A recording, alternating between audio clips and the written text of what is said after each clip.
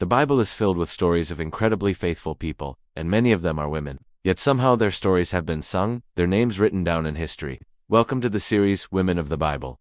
Over the course of the next several weeks, we are going to be taking a look at some of the most influential women of the Bible and uncovering their stories, so that we can learn from their lives and hear their voices that have gone unheard for far too long. Join us as we uncover the stories of the women of the Bible and discover how they can help us on our walk with Christ today. Let's begin with a woman you may know as Eve, the first woman ever created, found in the book of Genesis.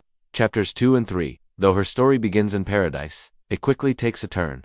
After listening to the lies of the serpent, she chooses to disobey God, bringing sin and death into the world. But even after her disobedience, we see a glimmer of hope as she names her son Cain, meaning he who will bring salvation. Although she makes a terrible mistake, God doesn't give up on her, and neither does the Holy Spirit in our lives, no matter what we do or where we go.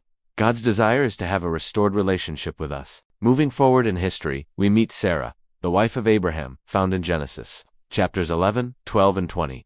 She and her husband are called by God to leave everything behind and follow him to a land that he will show them. Yet when speaking to Pharaoh, Abraham lies and says that Sarah is his sister instead of his wife. This lie leads to Sarah being taken into Pharaoh's household, but God intervenes and brings judgment on Pharaoh and his house. Through this, Sarah becomes known as a woman of faith, even though she also makes mistakes. We see that it's not our perfection that makes us faithful, but it's our choice to trust in God despite our flaws. Let's move to the New Testament and meet Mary, the mother of Jesus. Found in Luke chapter 1, an angel appears to Mary and tells her that she will become pregnant and give birth to a son who will be the Son of the Most High. Despite being engaged to be married, Mary is found to be a virgin who has never had sexual intercourse. Yet an angel of the Lord appears to her and gives her this incredible news. Mary responds with a simple, "I am the Lord's servant. Let it be to me according to your word." And with that, she journeys to visit her cousin Elizabeth, who is also miraculously expecting a child in her old age. Mary's faith is evident in her willingness to obey God's call, even when it means going against societal norms and expectations.